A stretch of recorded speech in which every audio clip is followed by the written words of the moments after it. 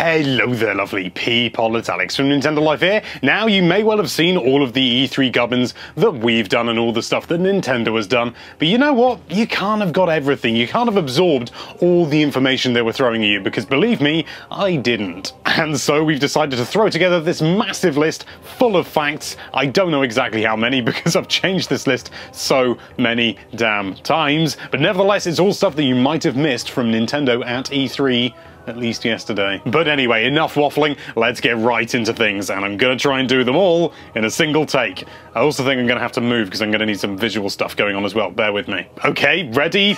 3, 2, 1, go! Right, first of all, Metroid Samus Returns has been announced for the 3DS, and it just so happens that it is a reimagining of Metroid 2 Return of Samus for Game Boy, which is a game that I absolutely love. There have been two new amiibo announced, Samus and a Metroid, and the Metroid is kind of squishy, and they will both work with this game. Also, Metroid Prime 4 is not being developed by Retro Studios, it's a new internal team. So what are they actually doing? We have no idea. Anyway, moving on, Mario and Luigi Superstar Saga is also being remade for the 3DS, and it includes a new mode called Bowser's Minions.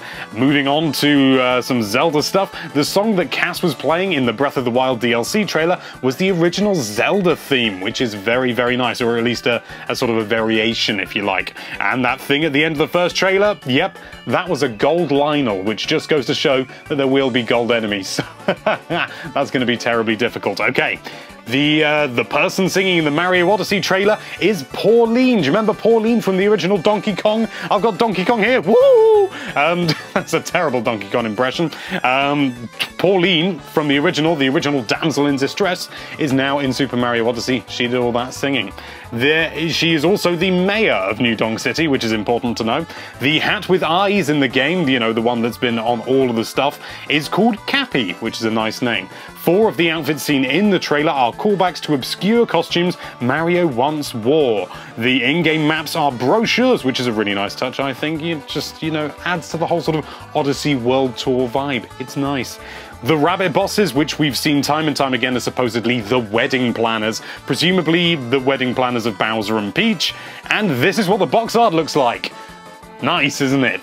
Xenoblade Chronicles 2 is named so because they wanted to focus on story like the first game rather than open world gubbins like Xenoblade Chronicles X, so they kind of wanted to do that sort of disparity between the two, make sure it's more like the original Xenoblade Chronicles and less like X.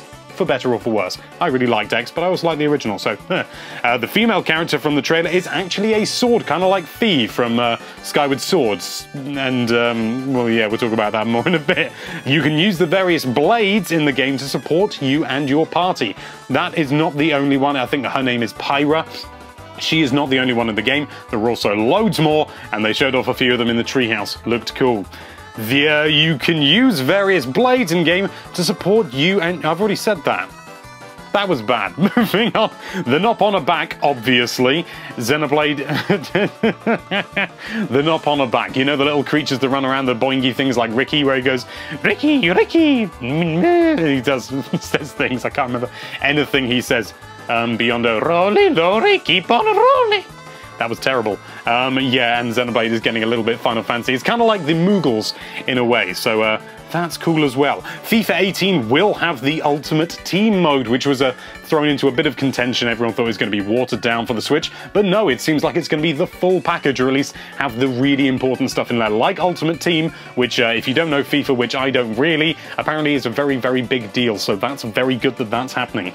Kirby, title pending, is a 4-player co-op game. It looked like that it was just CPU in there. Well, 1 player character, 3 CPUs, but no, it is also 4-player co-op due to 1 single screen, which is probably there at this time of speaking.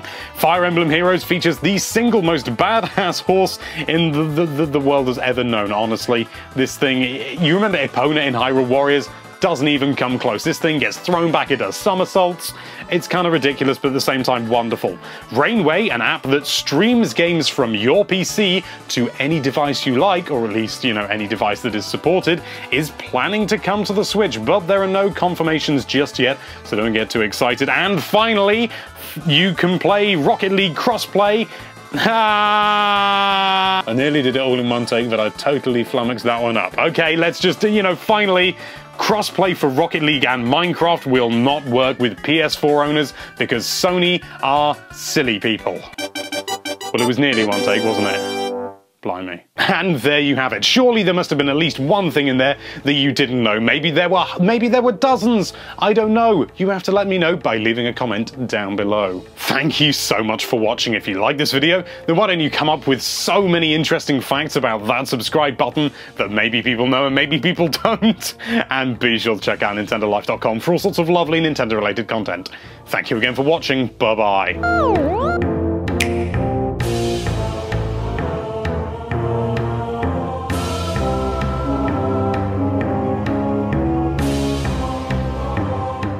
Bonus fact, Super Mario Odyssey's initials are exactly the same as my brother's. So there you go.